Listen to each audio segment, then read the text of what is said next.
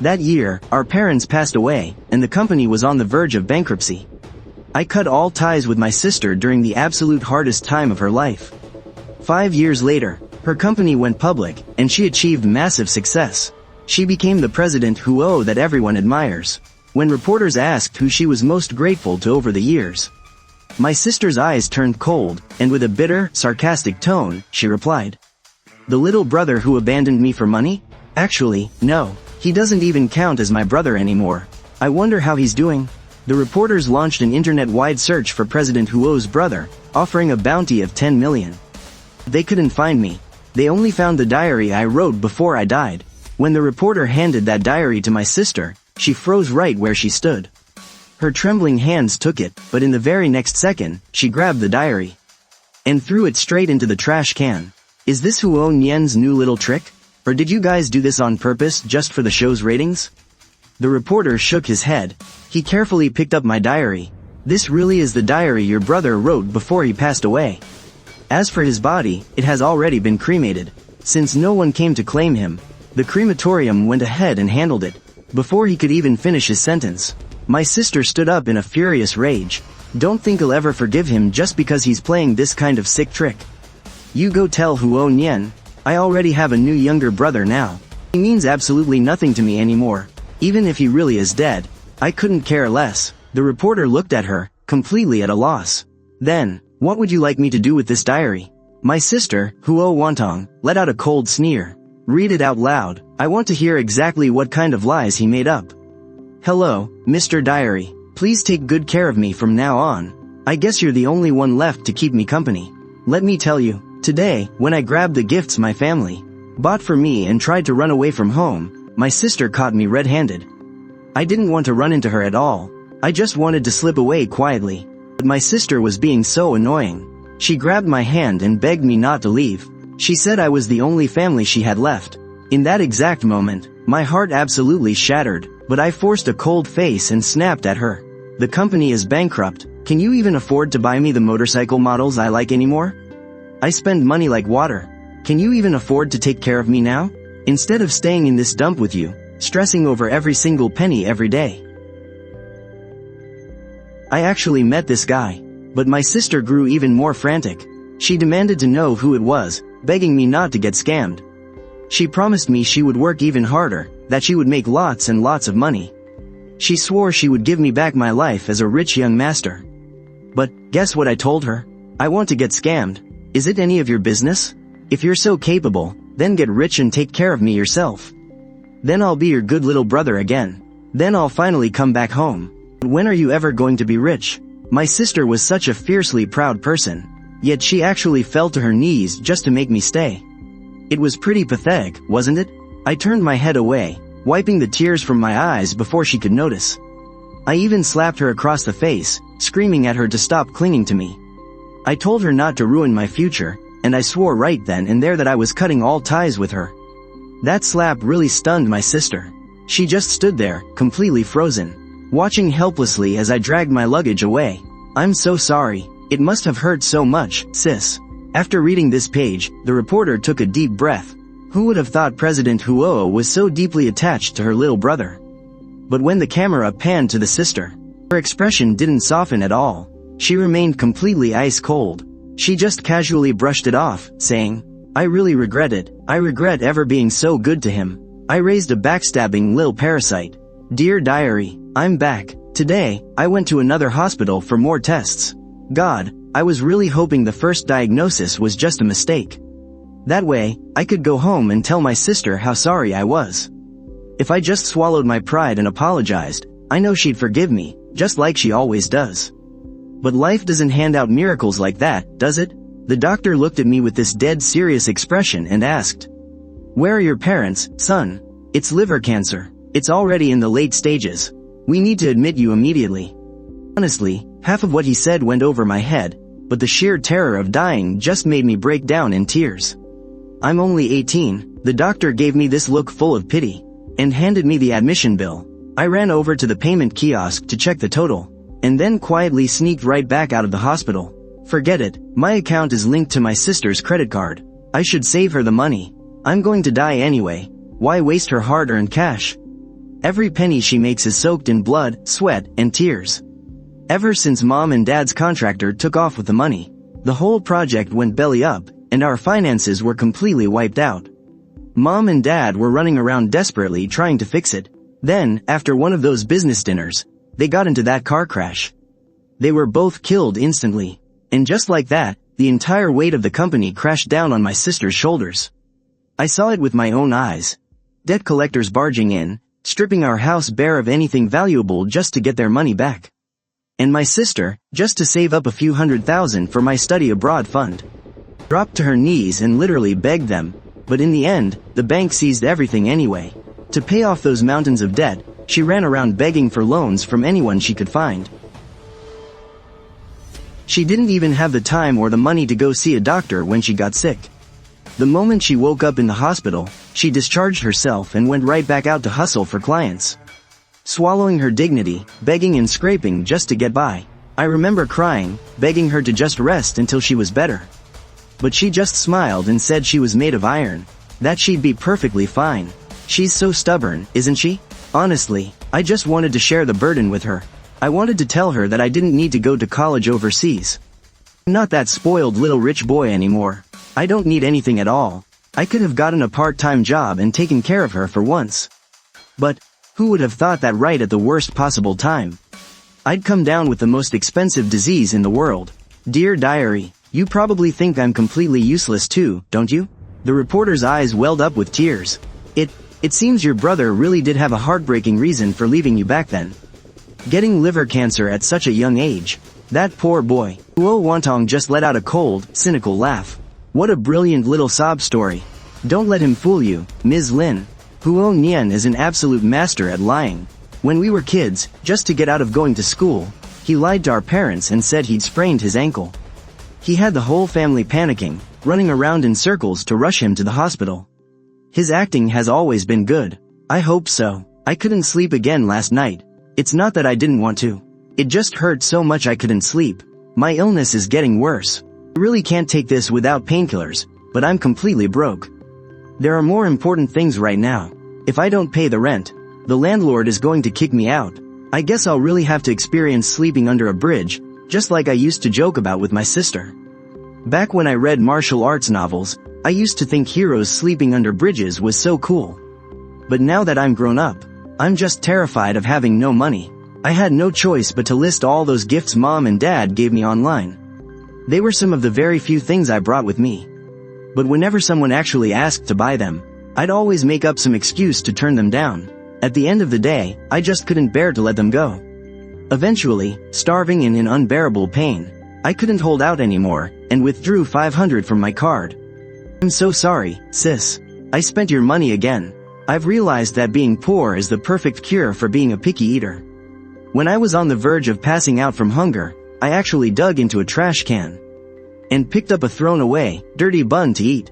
And honestly, it tasted incredibly good. Looks like poverty really can cure any rich boy syndrome. I dragged myself to the supermarket for a bag of steamed buns, a jug of water, and then went to the hospital to grab some painkillers. I'll have to save the rest for rent. My teacher called me again today. He urged me to focus on my studies, saying it was a real shame for a top student like me to suddenly start skipping class. I was terrified he'd reach out to my sister, so I asked to drop out of school. The teacher still ended up calling her anyway. My sister just called me. Her tone was so stiff and completely cold. Huo Nian, I know you don't want anything to do with me, and I don't care what kind of woman you've hooked up with. But you absolutely shouldn't throw away the academics you were so proud of, just for her. How can you face Mom and Dad when you've sunk this low? It had only been about 10 days since I last heard my sister's voice. But it felt like an eternity, like half a lifetime had passed.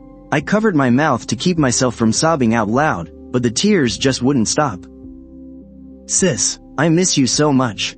On the other end of the line, my sister grew impatient waiting, and dropped one last harsh threat.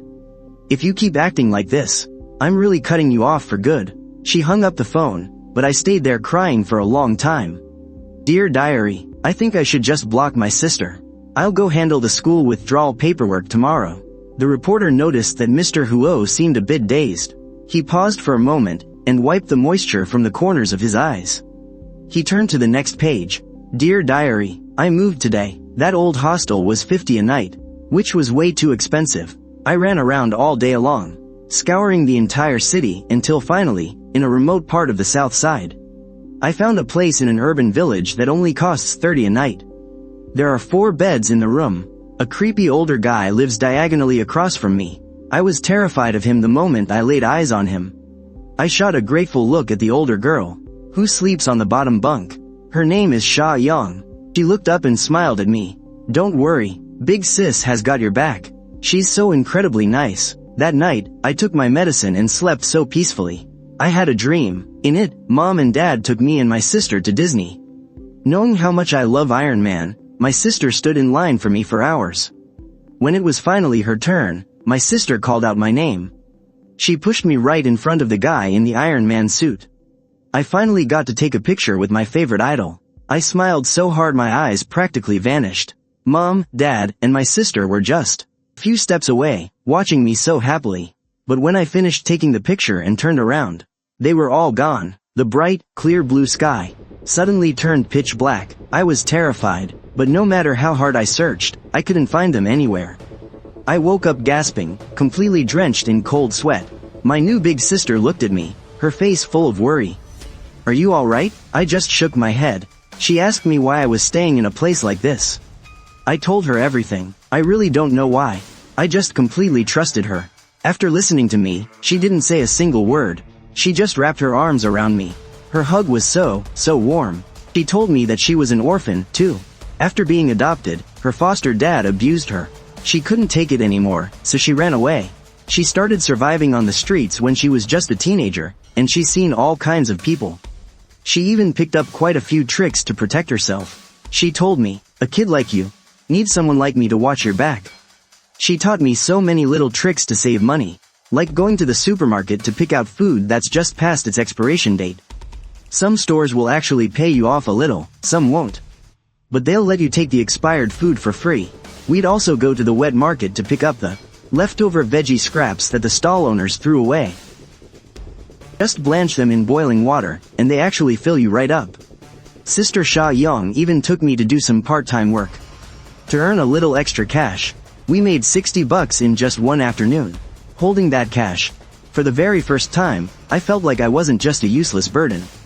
I thought to myself, if I could just make this much every single day, I could actually leave a good chunk of money for her after I die. Thinking about that, I couldn't help but laugh out loud. Sister Sha Young looked at me like I was a total idiot. You made $60, and you're really this happy? She poked me right on the forehead and muttered, you really have zero ambition. Honestly, other than having to be on guard against that creepy older guy every day, and having to rush through washing up so we could jump into bed before the motel cut the power and water at 10 o'clock. Staying in that cheap motel all that time was actually pretty happy. It's almost time for the power cut again. Good night. The reporter couldn't help but notice that when he read the part about that creepy older guy. Even the usually ice-cold Mr. Huo quietly clenched his fists. He thought to himself, maybe Mr. Huo didn't actually hate his little brother as much as he made it seem. But just a moment later, he brushed it off, thinking it was probably just his imagination. He flipped to the next page and continued to read out loud. Dear Diary, I moved out because yesterday, she caught me having a bad coughing fit. She barely has any savings at all, but she still insisted on taking me to the doctor. I had never told her that I was sick. I just said I moved out because my sister and I had a huge falling out, but I couldn't fool her. Maybe I really am just a curse. I don't want to be a burden to my sister. And I definitely didn't want to burden this amazing new friend, the one who's been acting like a big sister to me even though we just met. She told me once that she was saving up to open her very own auto repair shop someday. To finally have a place to call home. I'm not gonna let you die so young. When she said that, her eyes were so fierce and determined. I just smiled and nodded, but deep down, I was thinking, goodbye, sis. Early the very next morning, I grabbed what little luggage I had and slipped away quietly, crouching down to write this diary. My legs are falling asleep. Hold on a second, just let me catch my breath. Alright, my health has been getting a lot worse lately. I've even started coughing up blood. I just had another coughing fit and couldn't hold it back. The people walking by, seeing me like this, they were completely freaked out. Everyone backed way away from me. Pointing and whispering, I just curled myself up into a little ball. It took me a long time before I finally found the courage to look up. I quickly tried to wipe the blood away with my hand, but it only smeared and made a bigger mess. I am so sorry, little diary. I got blood all over you, too. I really didn't mean to. The pain was just so bad, I couldn't control it. While I was crouched on the ground trying to recover, an older lady in worn-out clothes walked right up to me and shoved some money into my hand. No matter how hard I tried to refuse it, she just dropped the cash and hurried away. I quietly followed her and saw that she was taking care of her disabled husband. Her husband was holding a tiny baby in his arms. She tucked her hair behind her ear, kissed her baby's cheek, and went right back to shouting out, trying to sell her fruit. I stood there waiting for a really long time, all the way until it got dark. Half my body was completely numb from the cold, but they still had more than half of their fruit left to sell. The lady let out a heavy sigh, and her husband said a few soft words to comfort her. They started packing up their stall, gently placing the baby into a little basket off to the side. I pulled my hat down low and quickly walked over and slipped the money right into the baby's clothes. Nice story he's spinning. I was almost touched. He must have run out of money. So now he's writing fiction to make a quick buck. There's really no need to read any more of this, Reporter Lin. How pathetic am I, actually sitting here and wasting so much time on this garbage. Since he wants to play dead and is too much of a coward to face me, then as far as I'm concerned, he really is dead. I couldn't care less anyway. After saying that, she stood up, turning her back without a single ounce of regret. The interview came to an abrupt end, but that specific episode went completely viral. People started digging online, uncovering that 5 years ago, after CEO Huo cut ties with her younger brother, she was frequently seen at a psychiatric clinic. They pieced together that because of her parents' tragic passing, combined with her brother's bitter betrayal, CEO Huo had spiraled into severe depression. It wasn't until her company finally bounced back that she adopted a new younger brother. But the real shocker was her biological brother's diary, which sparked a massive uproar online. Some people ripped into CEO Huo's brother, saying he just wanted attention, that he abandoned his own flesh and blood sister for money, leaving her all alone to face the terrifying threat of bankruptcy, giving her a complete mental breakdown. And now that he sees his sister as rich and successful, starting to play the victim for sympathy. I can't believe he'd even write a diary like this. Too bad Mr. Huo already has a new younger brother. They say for his brother's 18th birthday, he rented out an entire amusement park, and even gifted him a limited edition sports car. Spoiling him rotten is an understatement, but some people felt, maybe there really is a hidden story. This diary is written so realistically, and the emotions are so sincere. I just can't believe someone who wrote notes like this. Regardless of the reviews, netizens were all eagerly waiting to see what Mr. Huo's brother wrote in the rest of his diary. To capitalize on the hype, the TV station reporter contacted Mr. Huo again, asking if he'd agree to make his brother's pre-death diary public. Whether he didn't believe it or truly didn't care, Mr. Huo's assistant stated that Mr. Huo said this diary has already been handed over to your TV station to handle. As for whether it's made public or destroyed, he doesn't care either way. He also added that Mr. Huo made it absolutely clear he only has one younger brother, Huo Yu. Some netizens felt incredibly satisfied, glad to see him get put in his place. Let's see if Mr. Huo's brother keeps acting now, since the guy clearly doesn't care at all. Having received authorization, the TV station soon broadcasted a live show called Huo Nian's Pre-Death Diary.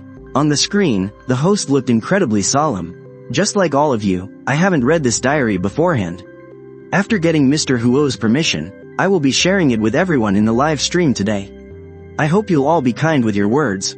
In an instant, hundreds of thousands of people flooded the stream. In less than a minute, it broke 1 million viewers.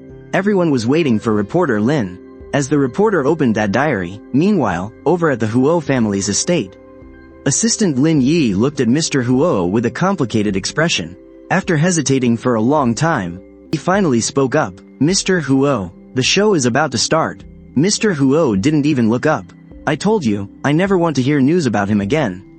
Reporter Lin took a deep breath and flipped open the diary. Dear diary, I found a little puppy today. I originally didn't want to get involved, but it kept dragging its injured leg, following me and whining, thinking that I couldn't possibly take good care of it like this. I hardened my heart and kept walking, but after taking 2 steps, I turned back. The moment I picked it up, the little yellow puppy's eyes suddenly lit up. It kept licking my palm. I let out a heavy sigh. It definitely knew I was a softie. I named it Chongsheng, meaning long life. I hope it has a long, lucky life, and doesn't end up short-lived like me. I took it to the pet clinic. Just the checkup fees completely emptied my wallet. The follow-up surgery costs 2,000. If it doesn't get the surgery, it will die. I looked at Chongsheng in my arms, and carefully begged the vet. Could I bring it back for the surgery in a few days? I don't have the money. It can't be delayed any longer. Tomorrow at the latest. I carried Chongsheng out of the clinic, sitting lost on a street corner. I talked to him. You're so dumb. Of all the rich people out there, you didn't go to them. You just had to find a dying guy like me. Even if we ignore that, I'm still so incredibly broke. Where am I supposed to find 2,000 bucks for you? The little puppy couldn't understand my words. He just happily wagged his tail, celebrating that he finally had a home. Looking at him, my eyes welled up with tears again. Because of that, I had no choice but to walk over to the ATM. Just this one last time, sis. This would be the very last time I spent your money. But I never expected that sis had already cancelled my supplementary card. My heart sank, but I guess it made sense. I was the one who said I wanted to cut all ties with her. She really had no reason to keep funding me. I never thought I'd reach out to her ever again, but I was out of options. For Chongsheng's sake, I pulled my sister's number out of my blocked list. I gave her a call. The phone rang and rang for a long time. Just when I thought she wasn't going to pick up, she finally answered. She let out a cold scoff. You actually have the nerve to reach out after blocking me? Didn't you say you wanted to cut all ties with me? Or are you just out of money? The moment she spoke, every word I had prepared got stuck right in my throat. I wanted so badly to just hang up the phone, but little Chongsheng in my arms reminded me I couldn't. Just transfer me 2,000. Sis fell silent for a moment, then demanded an answer. You haven't contacted me in so long. You don't even care if your own sister is eating well, sleeping well, or if I've been missing you. You just want money, don't you? I bit my lip so hard it hurt. A sickeningly salty metallic taste surged up from my throat. I forcefully swallowed it back down, and answered mechanically. Yes. I could hear sis choke back a sob. Fine. You want money, is that it? I'll give you everything I have. Are you happy now? I never should have held out hope for you, Huo Nian. You truly are heartless. From this day forward, you are no longer my brother. She hung up the phone. I couldn't hold it in any longer. I collapsed to the ground, hugging Chongsheng as I violently threw up. So much blood, but since it pooled on the dark pavement, you could barely even tell it was there. He wouldn't stop whining, frantically licking my cheek. I gently petted Chongsheng to comfort him. It hurt, but my body was already numb to it. The pain in my heart was far, far worse. I had just received a transfer of 20,000 from my sister. But when I tried to send the extra money back, I realized she had already blocked me. I held Chongsheng and cried my eyes out for a long time. I knew sis truly didn't want me anymore. Before this, I had hoped she would just forget about me. I wanted her to cut ties with me, but now that she actually did it, the grief was so heavy I couldn't even catch my breath. Chongsheng, I don't have a family anymore. The live chat was flying by in a blur. Why is this so tragic? Even if this guy is just making up a fake death story. This story is still way too heartbreaking. I'm literally in tears. Please keep going. What happened to Chongsheng? The little puppy can't speak. He just wants to celebrate finally having a home. This hurts so much. There were still a few haters accusing Huo Nian of acting to milk sympathy and pity. But compared to before, they were just a drop in the ocean. It seemed like everyone was way more worried about Chongsheng's safety now. Urged on, reporter Lin composed herself and turned to the next page.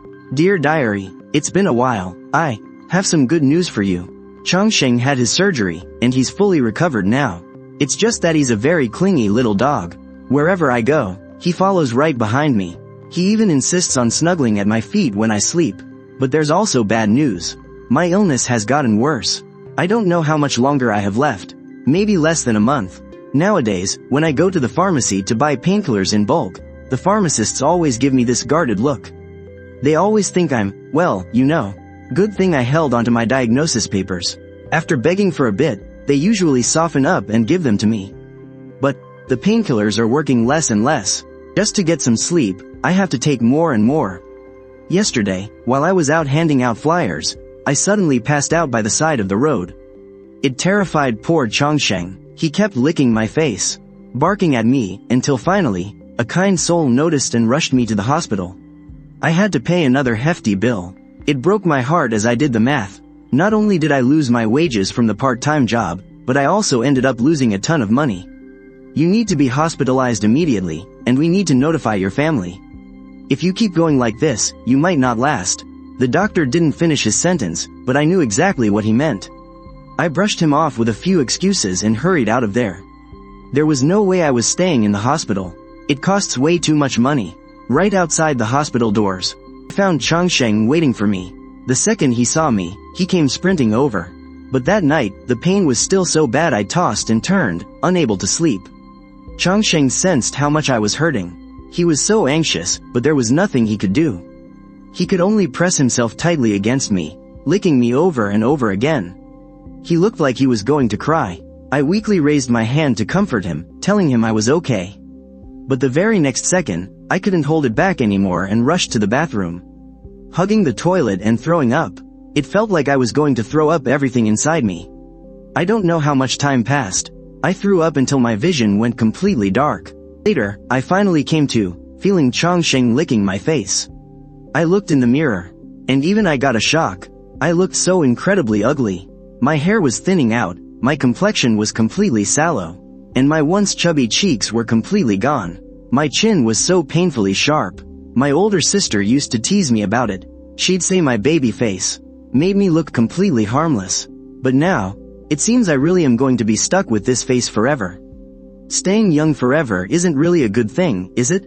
I wanted to grow up, little by little, stay by my sister's side, and watch her get married and build her life. Watch her find her happily ever after.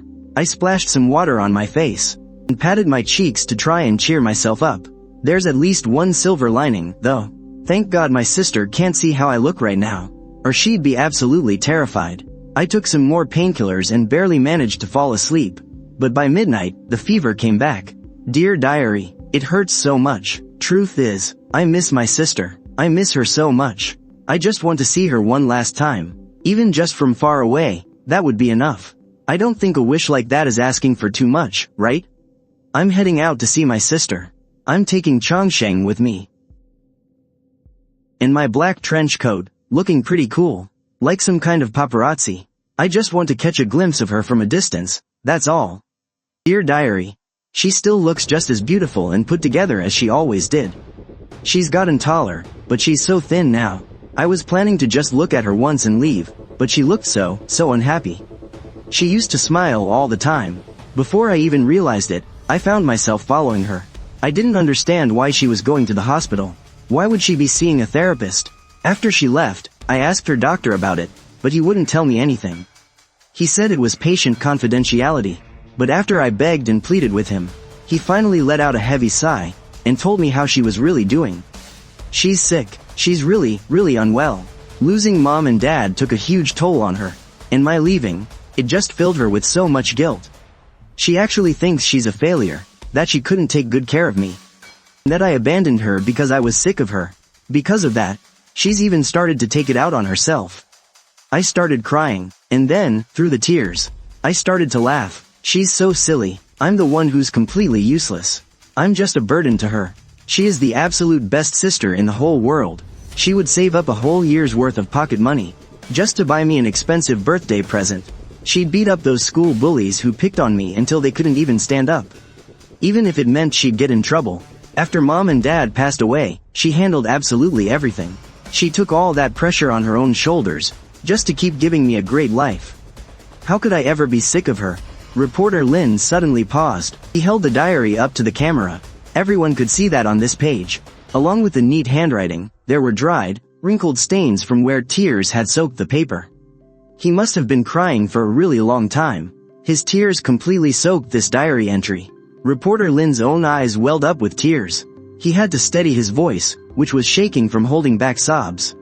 I'm so worthless. There's nothing I can do. I just watched as she walked right past me, I didn't even have the courage to step up and hug her. For a split second, our eyes met, and she looked away. She doesn't even recognize me anymore. But I guess that makes sense. I look like a living ghost now anyway. It's better if she never sees me again. I just don't want to cause her any more pain. Dear diary, I've made up my mind. Rather than suffering until the bitter end like this. Do you think I'm making the right choice? Man, the sickness is really messing with my head. I talk to you all the time. I talk to Chongsheng, too. Like either of you are actually going to answer me. But what about Chongsheng? I can't just leave him behind like this. I think I'll leave Chongsheng with her. He can keep her company. And that way, Chongsheng will have someone to take care of him, too. Wow, I'm a genius. Oh, but I just realized. Tomorrow is my birthday. Let's just hold on for one more day. I don't want to leave this world on my birthday. Last year, on my 17th birthday, Mom and Dad had something specially made for me. A limited edition gaming setup. After I unboxed it, Dad kept patting my shoulder, laughing non-stop, calling me the coolest kid in the world. My sister, on the other hand, got me a mechanical watch, the dial sparkling. It was worth a fortune. But all those gifts were seized a long time ago to pay off the debts. Now, the only things I have left are the gifts that aren't really worth much money. I take them with me wherever I go. Even when I didn't have money to eat, I couldn't bear to sell a single one. When I go to sleep, I hug the brown bear Mom bought for me when I was 8, holding it tight, just like I'm hugging her. Mom, Dad, and my sister even promised that on my coming-of-age ceremony, they would throw me the grandest birthday party ever, to celebrate their little young master's 18th birthday. But now, it seems like the only one by my side is Chongsheng. I hold her tight, and that's the only warmth I can feel. Chongsheng seems to sense how sad I am. She starts licking my palms and cheeks non-stop with her wet little tongue. Trying to comfort me, it tickles a bit, so I laugh and give her a kiss. I carry Chongsheng to a bakery. I want to buy a little cake for myself. On my past birthdays, I never liked those massive 3 or 4 tier cakes my parents got me. But now, after not having one for so long, my mouth is watering for it. Looking at the price tags of several hundred, I stand there for a long time, my heart aching. 590. An impatient clerk walks over and asks me, "Are you buying or not? If not, get out." She glares at Chongsheng in my arms, frowning as she says, "No pets allowed in the store." But I just clearly saw a guy carrying a toy poodle. Maybe it's just because Chongsheng is all dirty, and I don't have the money to take her to a groomer for a bath. I apologize over and over, and ask for the cheapest chocolate cupcake for 20. I find a park bench, and sit down with Chongsheng. There are no candles, so I just imagine blowing them out in my head, and make a wish. I wish for Chongsheng to be safe and sound. I wish for my sister to be wildly successful, to live a long, healthy, and perfectly happy life. I open my eyes, and feed the cake to Chongsheng. She eats it so happily, as if she's celebrating my coming of age, too. I was obviously craving it so badly, but after just a few bites, I slump over to the side, and throw it all back up. Finally, I take Chongsheng to the pet store, and get her a bath. It costs 200. The manager says he has never seen such a good little dog. I take my clean Chongsheng back. Smelling so sweet, I take a deep breath of her scent. Chongsheng is a gift from heaven. Now, I want to give this gift to my sister. I hope she can help me take good care of Chongsheng, and I hope Chongsheng can keep her company in my place. Along with the 20,000 on my card, I'll secretly slip it all under my sister's door. If all goes as planned, this will be my last entry. I'm going to see my mom and dad. Dear diary, I'll miss you. Chongsheng, I'll watch over you too. And my sister, I will always, always protect you. Everyone thought that was the end of it, but reporter Lin instinctively turned to the next page and saw the words written there. I'm so sorry, Chongsheng. It's my fault I didn't take good care of you. Did that lady think you already had an owner? Or did she just not want you? I hid a little ways off. Was hoping to wait until she took Chongsheng away before leaving. But Chongsheng broke free from his leash and ran right toward me. If I had just handed him to her myself, would he have been okay? I just kept crying, begging Chongsheng not to leave. Please, don't leave me. But he struggled to lift his little head, let out a soft whimper, licked my face, and closed his eyes. I held Chongsheng so tight, and sang to him, "Good little pup, open the door." And as I sang, My face was completely covered in tears. I buried Changsheng on the little grassy hill, right next to Mom and Dad's graves. The moon isn't full tonight, but it's so bright. I can't wait for the full moon anymore. Changsheng, slow down a bit, okay? I'm coming to find you right now. And Mom, Dad, big sister. Goodbye. By the time reporter Lin finished reading the diary, her eyes were welling up with tears. And the live chat was flying by like crazy. What? Changsheng died? And Huo Nian died too? The author is so cruel. Killing off the main character is one thing, but why did they have to kill the puppy too? 1050p. What did the little dog do wrong? 56m, 1050p. Poor Changsheng. 56m, 1050p. Please don't break my heart with a dead puppy plot. 56m, is this Huo Nian actually dead, or is it fake? Is this all just a stunt for the show? Can somebody tell me? According to police records and our own investigation, Huo Nian passed away 5 years ago. This isn't a publicity stunt, and he's not faking his death. The deceased deserve our utmost respect. Please watch your words in the comments. As for this diary, we will be keeping it safe, and we won't be responding to any further questions regarding other matters. Thank you all. With that, reporter Lin ended the live stream.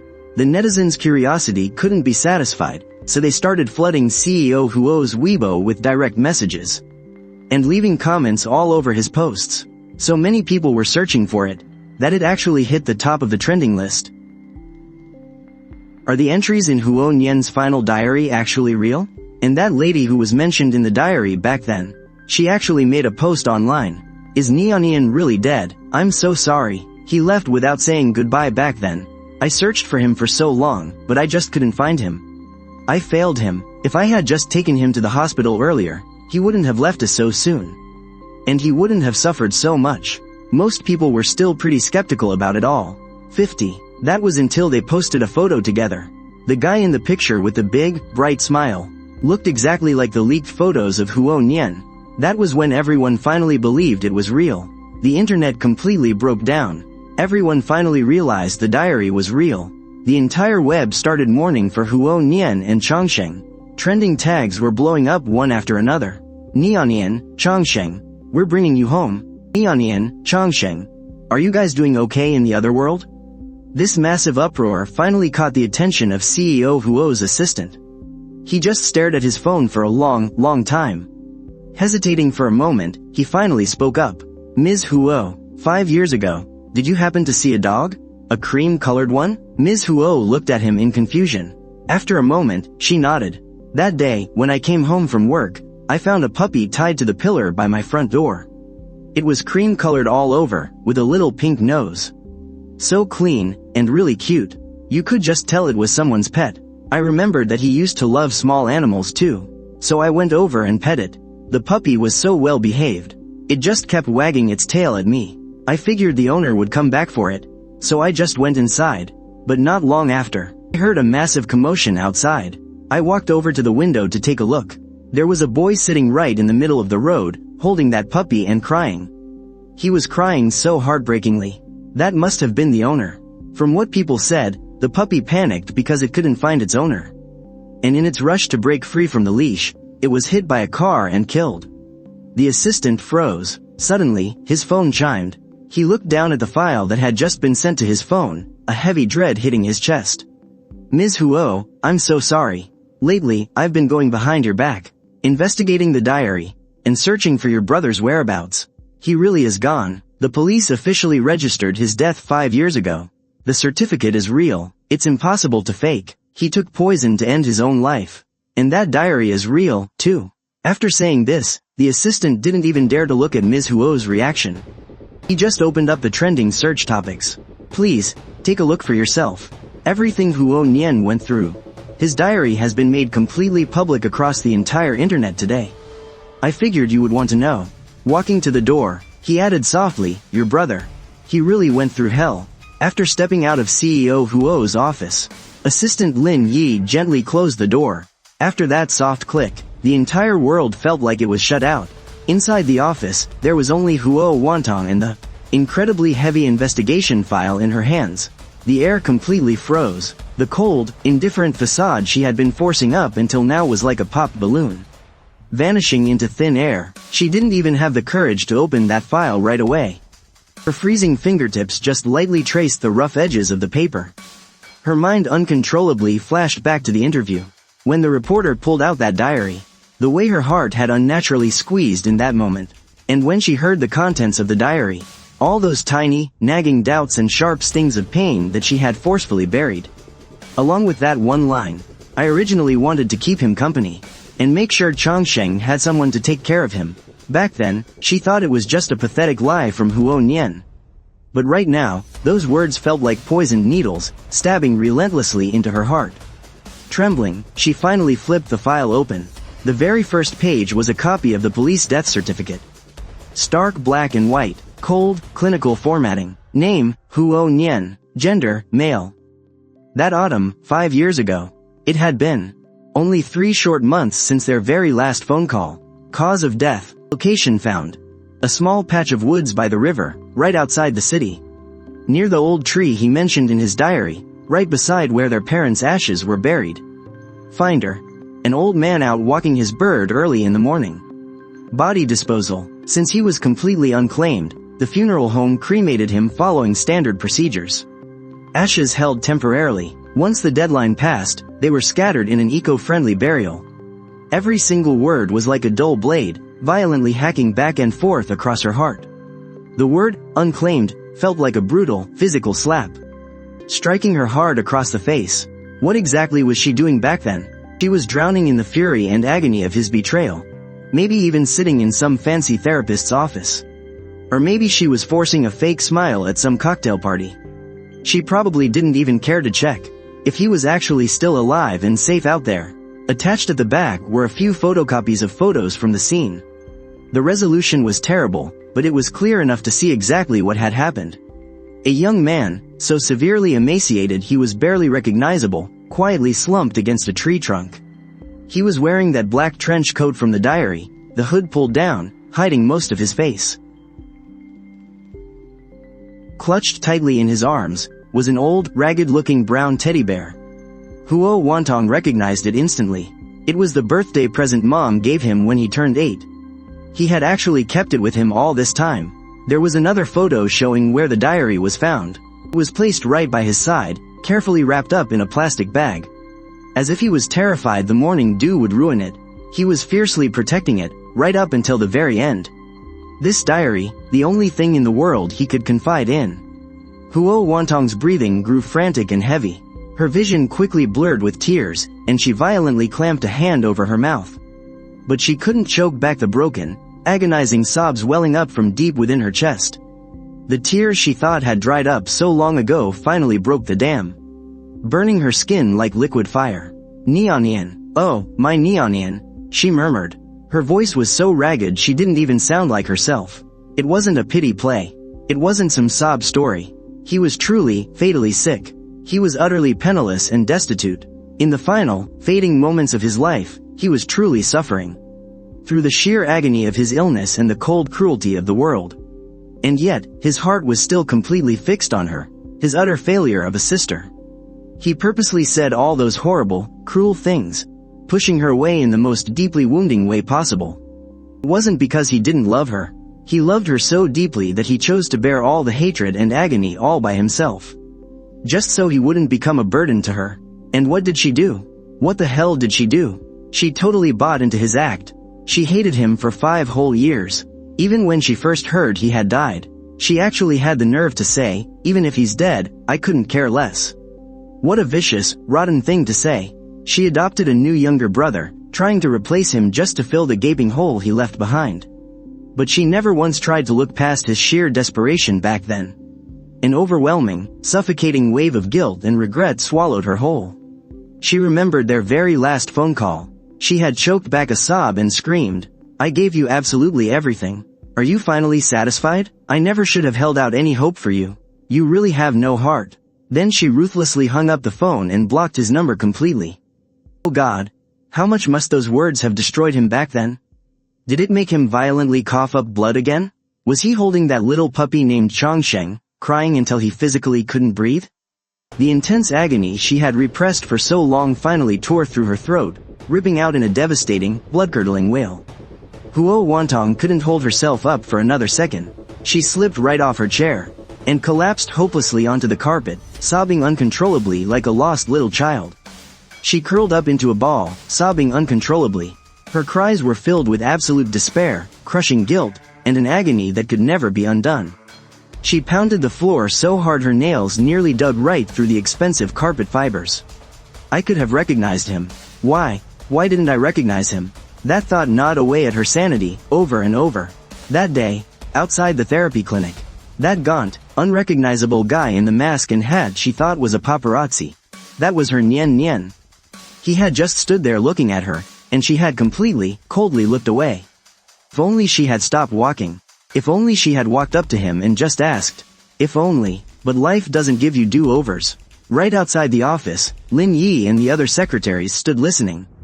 Hearing her devastating cries from inside, they exchanged nervous glances. Their eyes were filled with deep worry and pity, but absolutely no one dared to go in and interrupt. They all knew, President Huo desperately needed this release. She needed to face this brutal, bloody truth. Huo Wantong didn't even know how long she had been crying, until her voice went completely hoarse, and it felt like she had cried every last tear. All that was left were the uncontrollable, violent shudders and choked gasps. She just collapsed on the floor, staring blankly up at the lavish chandelier, feeling like all the color had just drained out of her world. The very next day, Huo Wantong didn't show up at the office. After Lin Yi wrapped up the urgent matters, he headed out in the evening, deeply worried. He arrived at Huo Wantong's villa. Using his spare key, he unlocked the door. An overwhelming stench of alcohol immediately hit him in the face. The living room was an absolute wreck. Empty liquor bottles were scattered everywhere.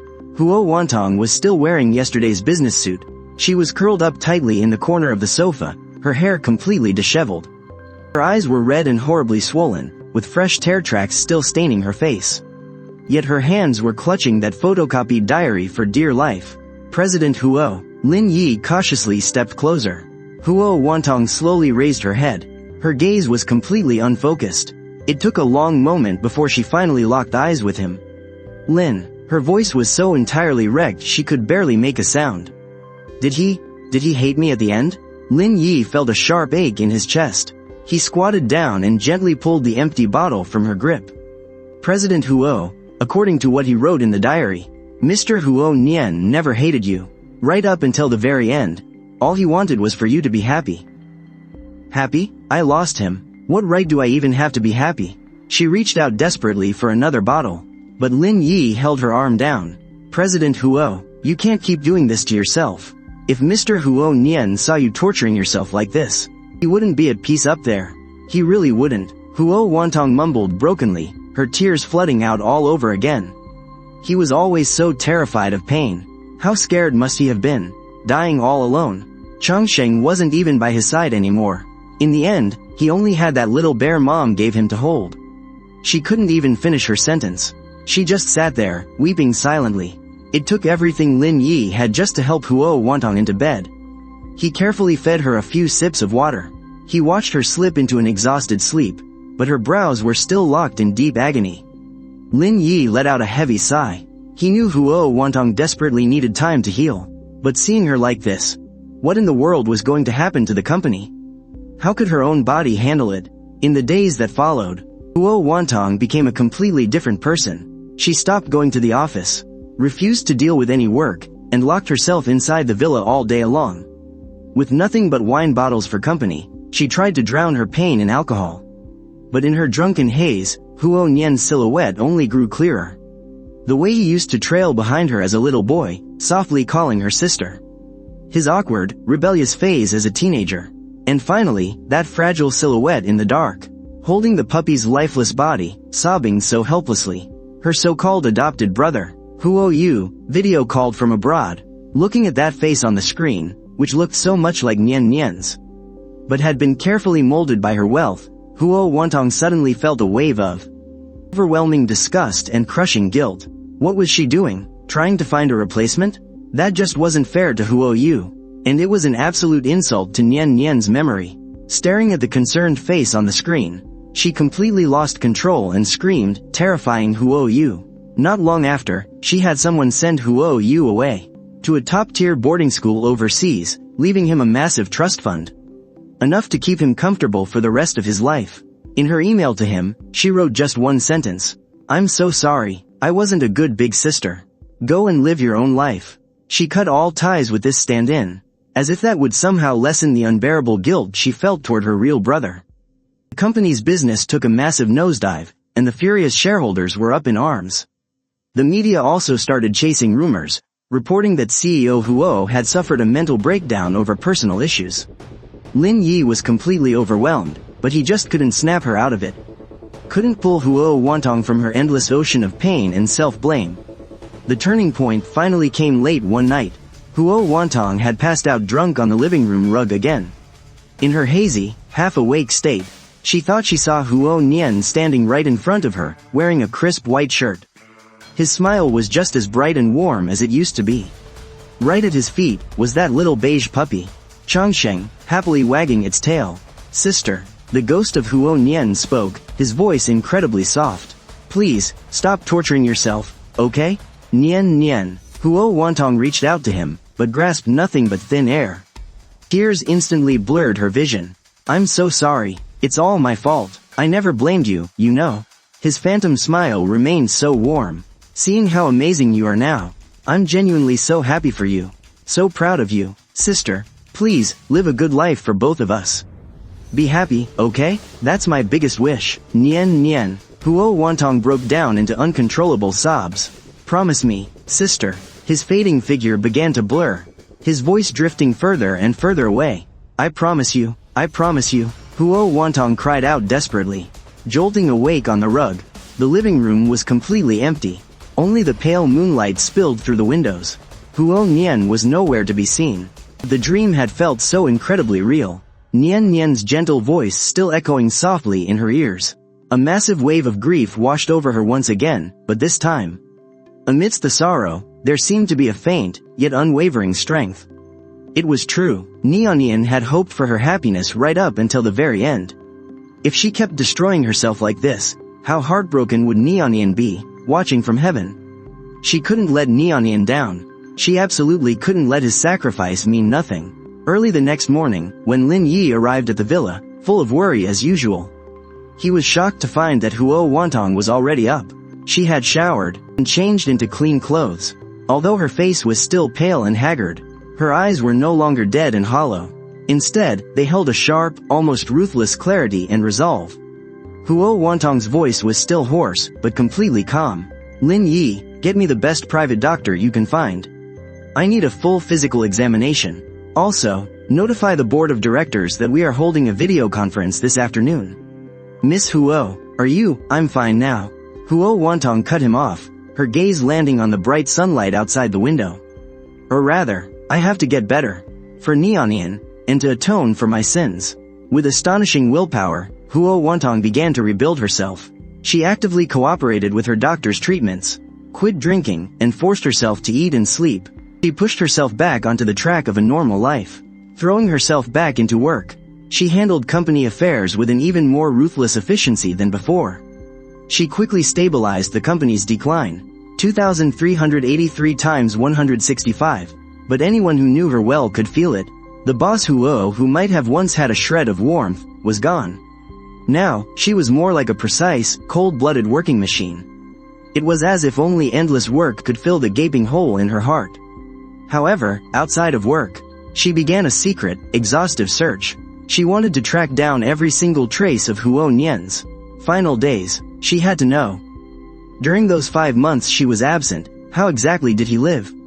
First, through Lin Yi, she tracked down Sha Yang, the person who had made that post online. Inside a quiet private room at a cafe, Huo Wantong met this woman, who carried a bit of street-smart toughness in her eyes. When Sha Yang saw Huo Wantong, her expression was complicated. There was pity, there was blame, and there was also a hint of relief. "Miss Huo, you're finally here." Sha Yang let out a heavy sigh. "I tried looking for you, but your assistant blocked me. I honestly thought you didn't care about Nian Nian anymore." "I care." Huo Wantong's voice was low, carrying a barely noticeable tremble. I was blind. Please, tell me everything about Nian. Sha Yang looked at the seemingly powerful woman in front of her, whose eyes hid a bottomless abyss of grief. And her heart softened. She began to tell the story. Starting from that dirty, run-down motel in the urban village, she talked about Nian's innocence and stubbornness. She talked about how he coughed up blood but refused to go to the hospital, and how she had to interrogate him just to find out he had a terminal illness. She talked about pulling together all her savings to get him treated. He was just too selfless. He was so mature it just breaks my heart, Sha Yang said, his eyes turning red. He kept saying he couldn't burden me, that making money was hard enough for me, and that I needed to save up to open my auto repair shop. When he left, he only took a few clothes and that worn-out teddy bear. I searched for him for a really long time after that. I went to every place he could possibly be. Hospitals, parks, under the bridges. But this city is just too big. I couldn't find him. Sha Yang choked up. If only I had kept a closer eye on him back then. If only I had forced him to go to the hospital. Huo Wantong listened quietly, her nails digging deep into her palms. So, while she was so busy resenting him, there was a stranger like this, who had given him fleeting warmth and shelter. Who had run around desperately searching for him. And yet, she, his own biological sister. Huo Wantong took a deep breath and said solemnly, "Thank you, Sha Yang. Thank you for helping him during his hardest times. If you have any wishes, or if you need any help at all, please, just name it." Sha Yang shook his head. "I don't need anything. I didn't make that post to ask for a reward. I just wanted everyone to know that Nian was a good kid. He shouldn't be misunderstood like that. Ms. Huo, if you truly want to do something for him, then live your life well. Don't let his death be for nothing." Sha Yang's words echoed exactly what Nian had pleaded in her dreams, striking a heavy blow to Huo Wantong's heart. Leaving the cafe, Huo Wantong followed the clues provided by Sha Yang, and went to that urban village. Several years had passed. The place had already been demolished. It was all torn down. The places where he used to stay were being torn down to build new shopping malls. The places he lived were gone. She stood at the bustling intersection, trying to imagine how Nian had struggled to survive right here back then. How he hid from that creepy older man. How he would light up with joy over making just a few dozen bucks from a part-time job. A dull, throbbing pain gripped her chest. She then went to the supermarkets and wet markets mentioned in his diary. She even tracked down that pet clinic. The manager of the clinic was still there. Huo Wantong took out a picture of Huo Nian. It was saved on her phone. A photo of him smiling completely carefree at 17 years old. The manager stared at it for a long time, then shook his head. Too many pets come in for treatment every single day. I just can't remember. Huo Wantong didn't give up. She described what Changsheng looked like. A little cream-colored mutt, with an injured leg. The manager frowned and thought for a long while. "I think I have a vague impression. Yeah, I remember a little. But I can't recall the exact details." Huo Wantong didn't lose heart. She pulled some strings and found the local police officer who had handled Huo Nian's case back then. The old officer was about to retire, but he remembered the incident quite vividly. He took Huo Wantong to the small woods by the river where Huo Nian's body was discovered. Pointing to a large tree by the riverbank, the old officer sighed. "That poor kid. He just looked so pitiful. Right over there, so quiet, almost like he was just sleeping. We investigated for a really long time, but we couldn't find any evidence of a homicide. We read his diary, too. It really was suicide. There wasn't much left, just his plushie and that diary. And a bit of spare change. We followed procedure and put out a notice in the paper, looking for any family, but no one ever came to claim them." The old police officer looked at Huo Wantong, and swallowed the rest of his words. Huo Wantong stood beneath that tree. The early summer breeze brushed through the leaves, making a soft rustling sound. Sunlight filtered through the branches, casting a dappled glow. It was so quiet here. You could even hear the gentle babbling of the nearby stream. Did Nian choose to end his life here, because this place was closer to mom and dad? In his final moments, looking out at these quiet woods, what was he thinking? Was he remembering when they were little, and mom and dad took them on family picnics? She crouched down, gently tracing the rough bark of the tree, as if she could still feel the lingering warmth of her little brother. Tears fell silently, soaking into the earth. "Nian, your big sister is here. I'm so sorry." I came too late, she whispered softly, her voice breaking in the wind. Finally, Huo Wantong went to the cemetery where her parents rested. Right next to their shared grave, she found a tiny, inconspicuous mound of dirt. According to the diary, this had to be where Changsheng was buried. The small mound was already covered in fresh green grass, dotted with nameless little wildflowers. She carefully pulled away the weeds around it, and right beside Changsheng's little grave, she gently buried a small, beautiful urn. Inside were the ashes of the original diary.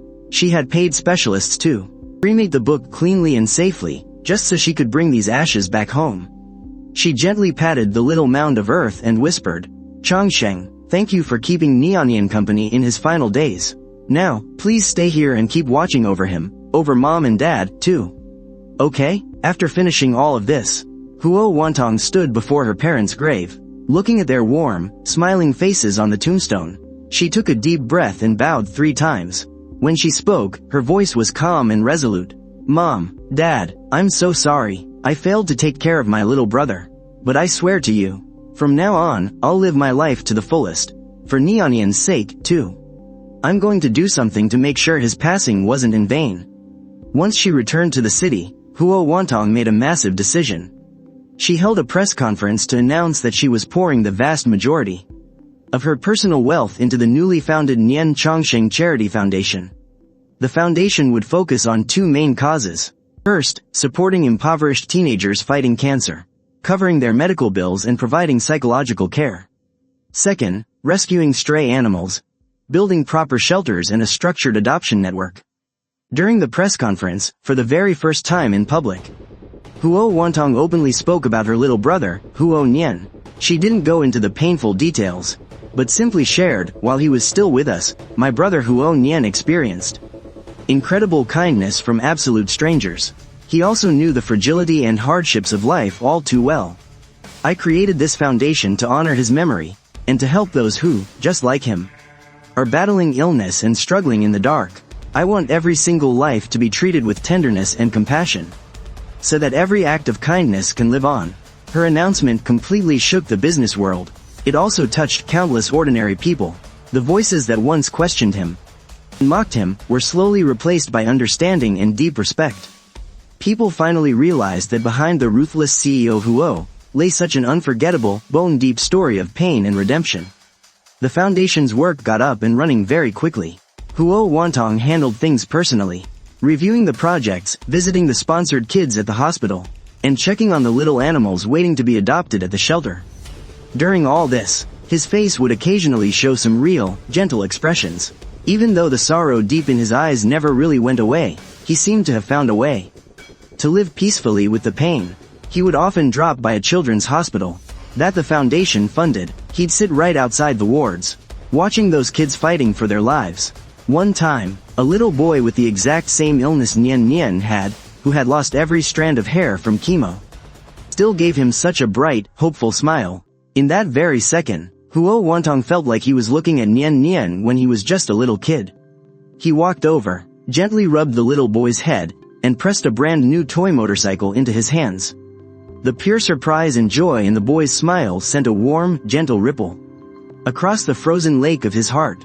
He also tried to help Sha Yong again, wanting to invest in an auto repair shop for him, so he could finally live his dream. But Sha Yong turned him down once more. "Mr. Huo, I really appreciate the thought." Sha Yong gave a free, easy smile. "But I still want to make a living with my own 2 hands. Plus, I'm volunteering at the foundation right now, helping to coordinate the stray animal rescues. Honestly, it feels pretty fulfilling. Maybe this is exactly what Nian would have wanted for us. Just living our lives well, in our own ways." Huo Wantong didn't push him any further. He respected Sha Yang's choice, and he was endlessly grateful to fate for letting his little brother meet someone so fiercely loyal in his final days. Back then, Sha Yang started, he'd always say that plain buns dipped in soy sauce was the absolute best meal in the world. He stared out the window, his voice quiet and calm. I knew the truth, though. He was just so starving, he didn't have any other choice. But every single time he talked about it, his eyes would light up so much, like he was genuinely eating some fancy, 5-star feast. Huo Wantong sat right there, listening quietly, digging his nails so hard into his palms, just to stop himself from breaking down in tears. Hearing these little details out loud, it was so much more real than reading the words in that diary. And it hurt so much worse. Every single beat of his heart felt like it was being sliced open by a knife. He knew everything now. He knew how Nian Nian survived the dead of winter by biting into rock-hard buns and washing them down with freezing water. He knew how he'd curl up in the corner of his bed, shaking in absolute agony, but stubbornly swallowing every single cry. And he knew how that little dog, Changsheng, used its wet tongue to lick away his tears during his absolute darkest nights. He asked Sha Yong for the address, that old urban village where Nian Nian used to live, even though it was torn down ages ago, and was just a bunch of high-rise buildings now. He'd still drive over there by himself all the time. He'd just park on the side of the road, doing absolutely nothing, just staring blankly at those new apartments, picturing how his little brother had dragged his sick, broken body around, surviving on sheer willpower right in this exact spot. At work, he still handled all the company affairs perfectly, but that ruthless, workaholic drive had definitely faded. He handed off a lot of his power, no longer obsessing over every single little detail himself like he used to. People on the outside say that after everything with her brother, Ms. Huo has finally found her peace and poured her heart into charity, but only her assistant, Lin Yi, knows. Deep down, Huo Wantong has never truly been at peace. The pages of that diary in her study, the photocopies are completely frayed at the edges, and right next to them is a massive pile of files. Things like liver cancer treatments, end-of-life care, psychological interventions. It's like she's conducting an impossibly long research study, and the subject of her research is the brother she owes so much to. Her goal seems to be obsessively editing, over and over in her head, a past that can never be changed. Time really does fly. In a flash, it's been 3 years since that diary livestream shocked the whole country. The Nian Chongsheng Foundation has helped thousands of families, and Huo Wantong has earned quite a few honors along the way. But on one drizzly afternoon, she got a call. It was from the sanatorium. It was Huo Yu, her adopted brother, calling long distance from overseas. On the phone, Huo Yu's voice sounded hesitant, full of worry. "Sis, when I was sorting out your old things at the house overseas, I found a photo album tucked deep away. It's totally full of pictures of Huo Nian from when he was little. And a few torn diary pages you wrote when you were young, ones you've never shown anyone. I read through them, and I realized some things. Things you might have even forgotten yourself. It's about what happened right around the time Mom and Dad passed away. These blurry truths, that almost seemed like they were hidden away on purpose." Huo Wantong's hand was shaking a little as she held the phone.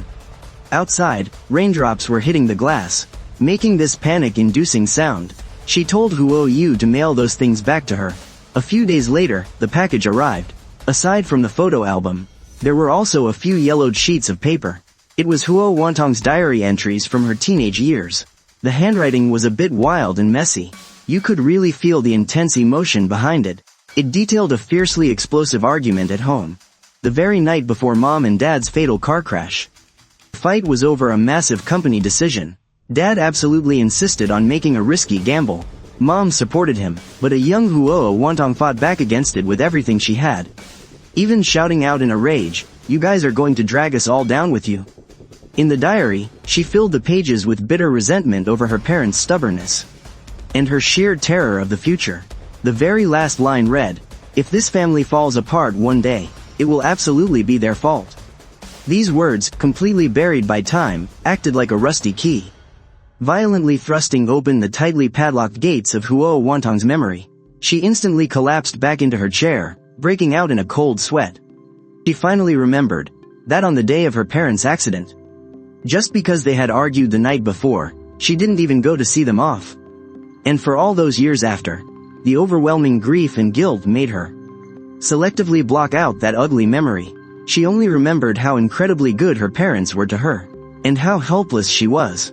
But it turns out, while Nianian was silently enduring his pain, my subconscious was actually carrying an entirely separate layer of guilt for Mom and Dad's deaths. I always thought Nianian's passing away was just a punishment for my own uselessness. I never even considered that maybe this was also fate's karma for those cruel words I said back then. This compounding, crushing wave of guilt almost entirely broke her. She locked herself away in her study for 2 whole days.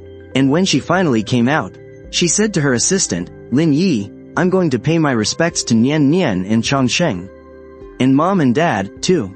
In the cemetery, Nian Nian and Chongsheng's shared grave was right next to their parents' tomb. This was something she had arranged later on. The young boy in the photo still had that same bright smile, with Chongsheng sitting obediently right by his feet. Huo Wantong stood in the misty rain in her black trench coat, not even bothering to hold an umbrella. She stared at the photo on the tombstone for a long, long time, before slowly dropping to her knees.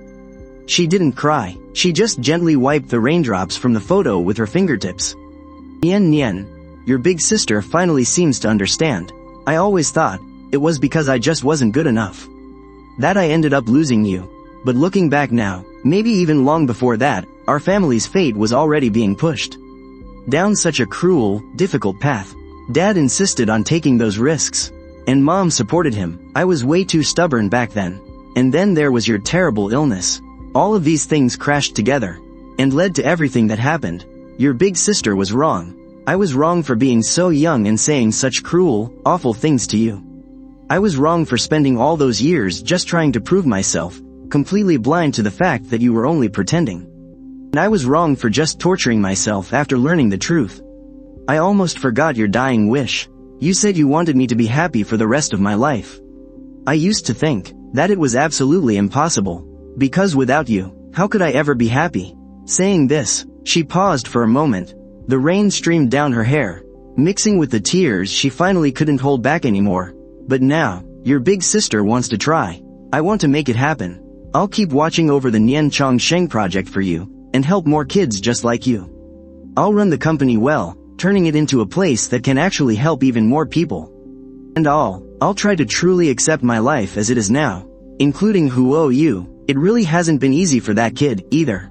Nian Nian, your big sister might never be able to fully forgive herself, not for as long as I live. But I promise you, I won't bury myself in the past anymore. I'll carry all my love and memories of you with me, and I'll live a good, meaningful life. That's probably the only thing you'd ever want to see anyway, right? She leaned down and gently pressed her forehead against the freezing tombstone. It was as if she could feel some kind of warm response reaching out to her from the other side of life and death. The rain slowly came to a stop.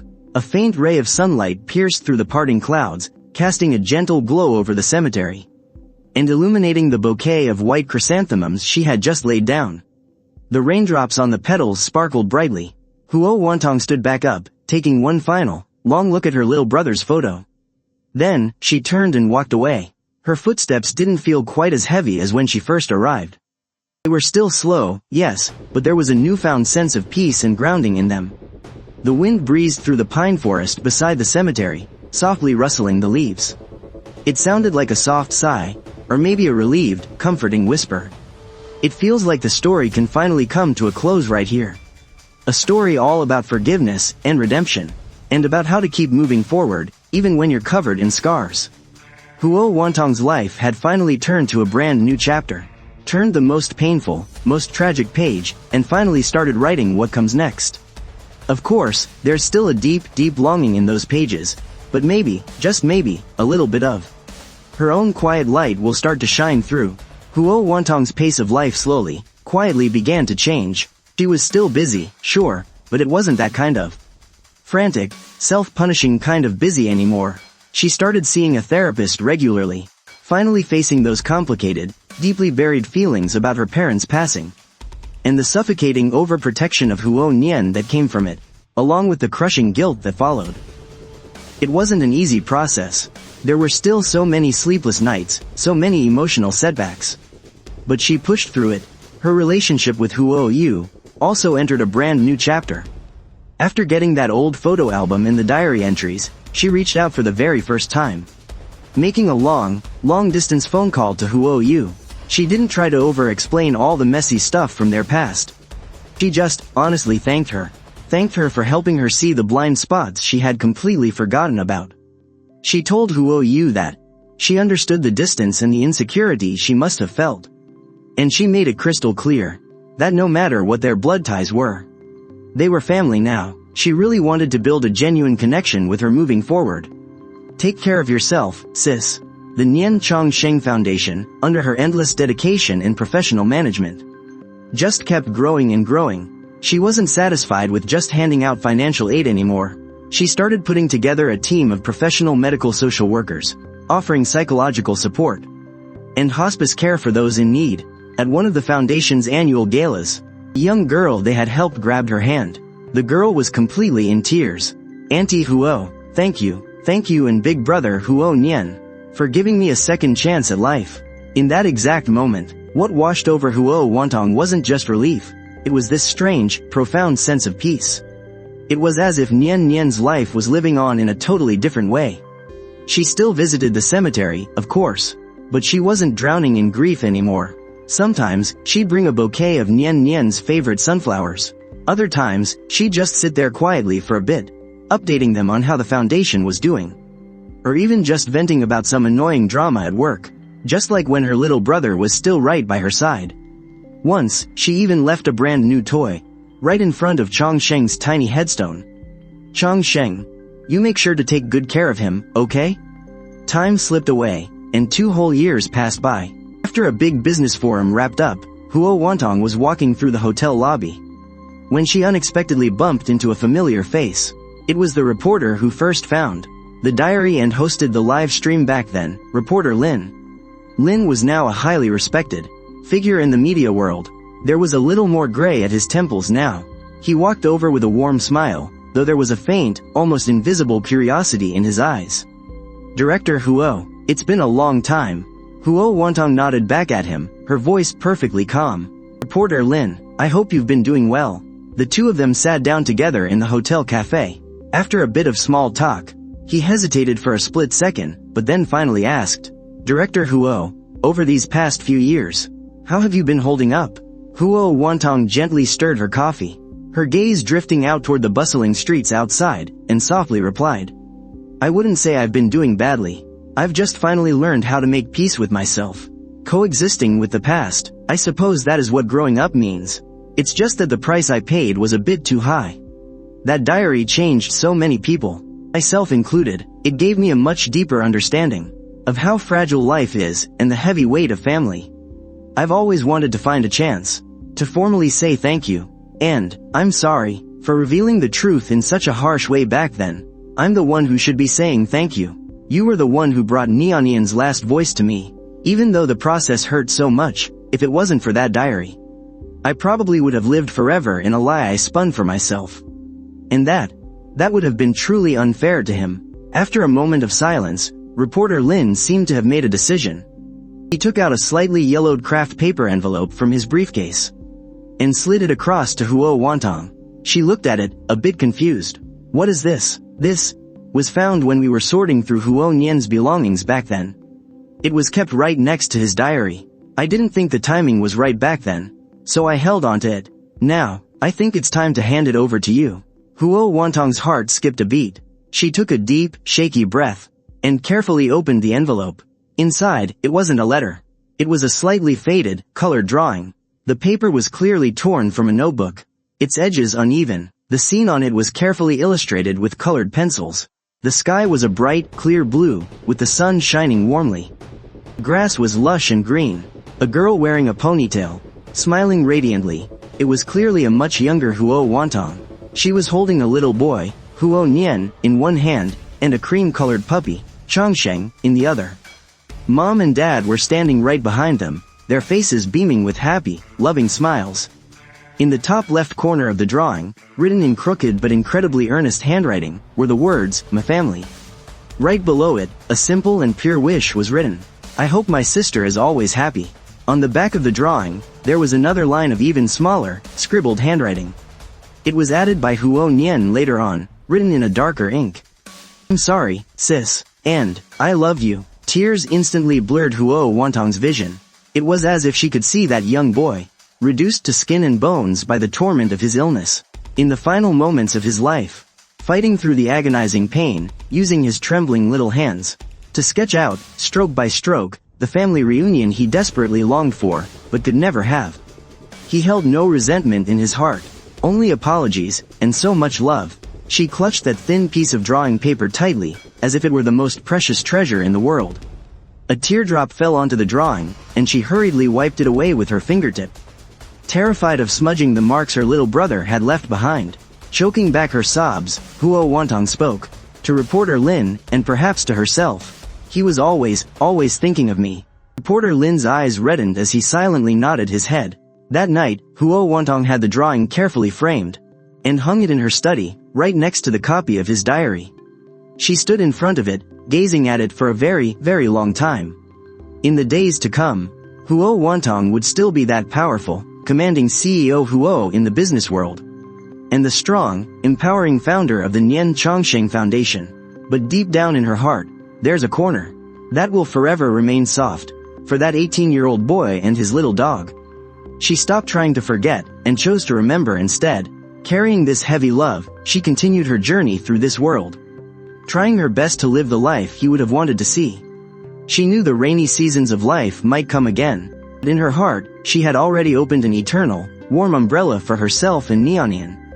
The story didn't end with a perfect, happy ending, but at least it led to a kind of scarred yet genuine sense of closure.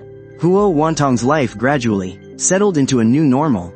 That painting titled My Family was like a tiny beam of light, piercing through the coldest, darkest corners of her heart. It didn't make the grief disappear, but it miraculously melted away the sharp edges of her guilt. She finally realized that what Neonian left behind wasn't just pain and regret, but also such pure love and blessings. This realization was what truly gave her the strength to keep moving forward. She started taking more initiative in planning her life, rather than just losing herself in work. She picked up oil painting again, a hobby from her youth, and joined a weekend art class. The studio was always filled with the scent of turpentine, and the sensation of the brush sweeping across the canvas brought her a long-lost sense of peace. She painted landscapes and still lifes, but she never once tried painting people, especially her family. That painting was Neonian's one and only masterpiece, and she couldn't bear the thought of copying it. Her relationship with Huo Yu also became much more natural. After graduating from college, Huo Yu chose to return home to build his career. He didn't join the Huo group, but relied on his own skills to get a job at a tech startup. Huo Wantong completely respected his choice. Only when he ran into career struggles would she offer advice as someone who had been there before, rather than giving him orders. They would grab dinner together every now and then, chatting about work, talking about life, just like any normal, close-knit brother and sister. One time, Huo Yu brought his girlfriend over to meet her. The girl was visibly nervous, but Huo Wantong just offered a warm, gentle smile, handing her a red envelope. Take good care of each other, and always be understanding of one another. In that moment, she almost had a vision. If Neonian were still here, she, as his big sister, would probably be living through this exact same moment with him. The influence of the Nian Chongsheng Foundation grew day by day. They started partnering with top-tier medical research institutes across the country, funding early screening for liver cancer and targeted drug research. Huo Wantong was no longer just a financial backer. She started sitting in on project discussions herself, offering her insights from the perspective of a patient's family member. During one project review meeting, a young researcher excitedly presented a brand new detection technology. This new technology actually had the potential to boost early liver cancer detection rates by 30%. As she listened, Huo Wantong felt her eyes starting to well up with hot tears. She remembered how Neonian was already in the late stages when he was diagnosed. She dug her nails into her palms, desperately forcing down the surging tide of emotions. If only they had a chance to catch it earlier. It only made her more fiercely determined to fund this kind of research. Time flowed on peacefully, until one crisp, autumn afternoon, Huo Wantong received a sudden call from the sanatorium. It wasn't about Huo Yu. It was about Sha Yang. Ms. Sha Yang had collapsed from illness. It's an illness born from sheer exhaustion. The prognosis isn't looking good. She hoped to see you one last time. Huo Wantong immediately cancelled all her plans, and drove straight to that small town. Inside a hospital room reeking of disinfectant, Sha Yang looked so much thinner than she remembered. Her face was deathly pale, but her eyes remained as clear and stubborn as ever.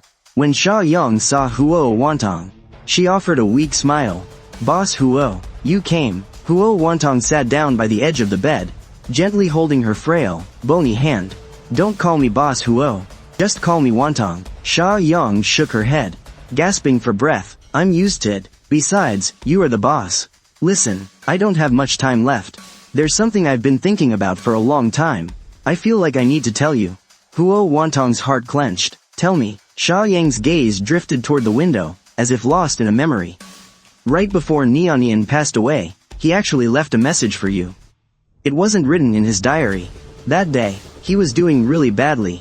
He was in so much pain.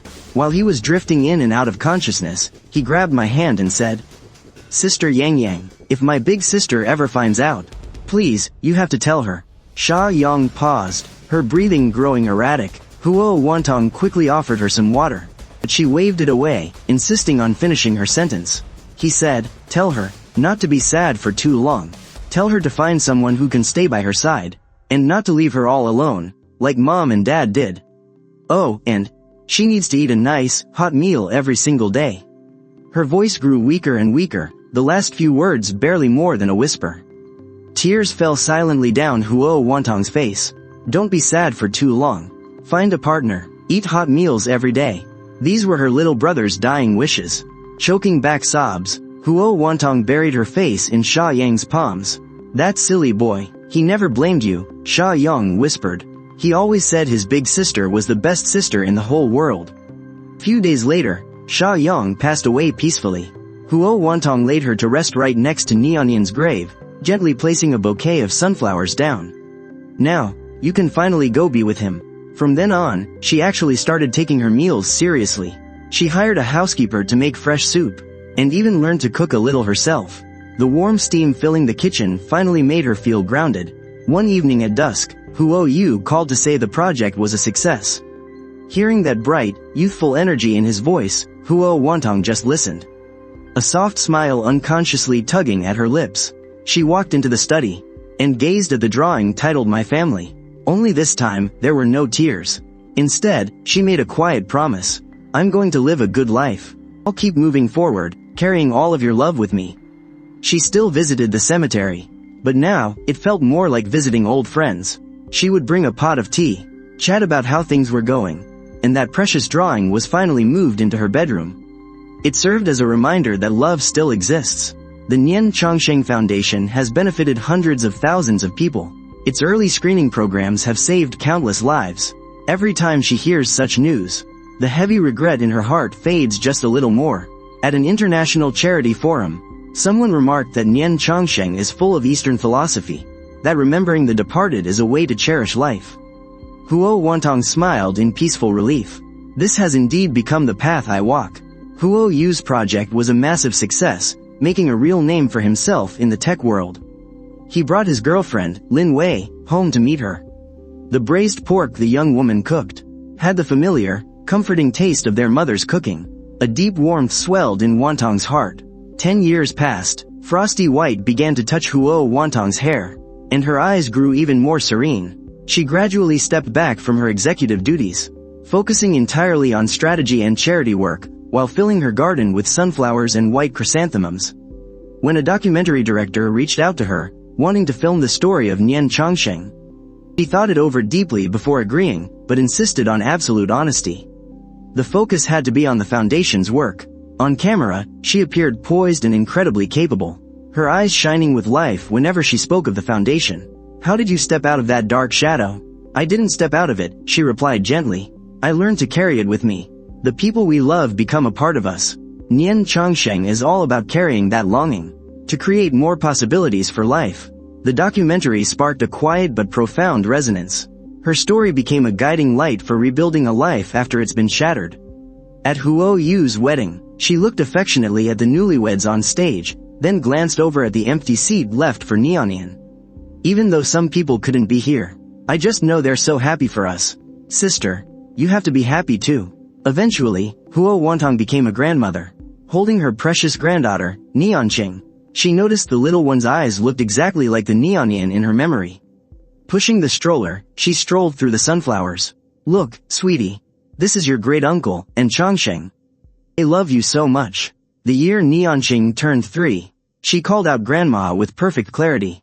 Her sweet, soft little voice brushed tenderly across Wantong's heart. Huo Wantong started spending her days telling the girl fairy tales, though she never brought up that heavy name. By the time the Huo Corporation became an absolute industry leader, Nian Chongsheng had flourished and grown vast. She fully retired behind the scenes, happily tending to her garden. Watching the flowers bloom and fade with the seasons. One evening, Nianqing pointed at the brightest star. "Grandma, look, the star is so bright." Huo Wantong said softly, "Maybe that's your great-uncle watching over us." For her 70th birthday, Huo Yu gifted her a beautiful handmade photo album. The very first page was a sketch titled, "My Family." In her childish handwriting, Nianqing had written, "Great-grandfather, great-grandmother, your great-uncle, Chongsheng, and us." The last few pages were completely blank, with a little sticky note that read, "For all the days to come. We will keep filling these in together." Huo Wantong's fingertips gently traced the photograph. Her eyes welled with tears, but a warm, gentle smile rested on her lips. This precious gift told her that Nianian had never, ever been forgotten. He had already melted warmly into the very soul of their family's memory. In her twilight years, as she sorted through old belongings, she carefully labeled every piece, making sure Nianqing would always know exactly where their family came from. In the end, after a lifetime devoted to giving back, President Huo passed away peacefully. Right before she left, with tears glistening in her eyes, she whispered, Dad, Nianian, you're all here to take me home. I'm so sorry. It's my fault I didn't take good care of Nianian. I've never seen an old man cry with such heartbreak, but when he passed away, Mr. Huo was very peaceful.